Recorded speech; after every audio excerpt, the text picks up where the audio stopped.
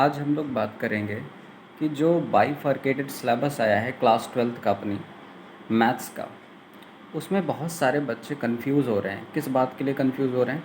क्योंकि उसमें सेमेस्टर 1 और सेमेस्टर 2 का डिवीज़न तो दिया है, लेकिन बेटा उसमें प्रॉब्लम बच्चों को ये आ रही है कि उसमें यूनिट का नाम लिखा है, चैप्टर का नाम नहीं लिखा, उसमें यूनिट का नाम लिखा है। तो बच्चे कंफ्यूज हो रहे हैं कि कौन सा चैप्टर किस यूनिट में आएगा। तो आज का वीडियो पूरा मैं इसी पे डेडिकेट कर रहा हूँ, है ना। इस वीडियो को देखने के बाद अब आपकी कोई भी इस तरह की प्रॉब्लम नहीं रह जाएगी। तो देखिए, सबसे पहला है रिलेशन फंक्शन। रिलेशन फंक्शन वाली जो यूनिट है उससे दो चैप्टर आ रहे हैं, मतलब उसमें दो चैप्टर आते हैं। कौन कौन से?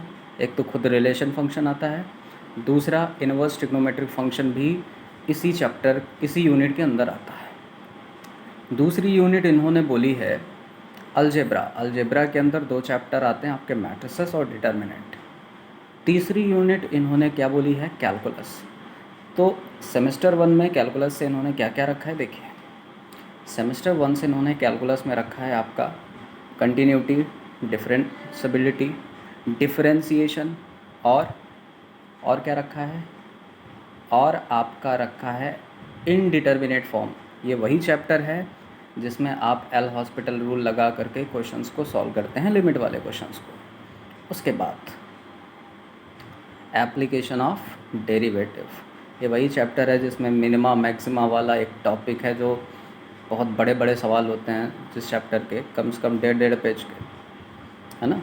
ये वही चैप्टर है। उसके बाद बेटा, उसके बाद जो चैप्टर हैं वो आपको सेमेस्टर 2 में पढ़ने हैं, मतलब उसके बारे में अभी बाद में बात करेंगे। पहले सेमेस्टर 1 की बात चल रही है। फिर आते हैं सेक्शन बी में। अभी मैंने आपको सेक्शन ए का बताया, सेक्शन बी में क्या है?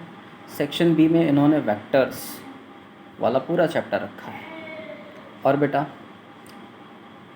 और एक चैप्टर है 3D। 3D में दो हिस्से हैं, पहला हिस्सा लाइन के बारे में, दूसरा हिस्सा प्लेन के बारे में। मतलब आधा चैप्टर में लाइन के बारे में आप पढ़ेंगे और आधे चैप्टर में आप पढ़ेंगे प्लेन के बारे में। तो ICSE वालों ने कहा है कि भैया सेमेस्टर ए में इन लोग को लाइन के बारे में पढ़ा दे रहे हैं, सेमेस्टर 2 में प्लेन के बारे में पढ़ाएंगे। सेक्शन सी में आ जाओ। सेक्शन सी में एक ही चैप्टर आ रहा है, एप्लीकेशन ऑफ कैलकुलस, है ना। पहला चैप्टर आपका आ रहा है। अब आते हैं सेमेस्टर 2 में, है ना।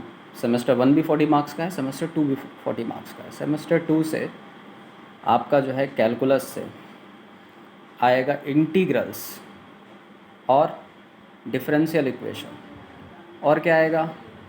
और प्रोबेबिलिटी आएगा, है ना। प्रोबेबिलिटी बहुत इम्पॉर्टेंट चैप्टर है। उसके बाद और क्या आएगा? उसके बाद आपका सेक्शन बी में आएगा, क्या आएगा? सेक्शन बी में आपका आएगा, देखो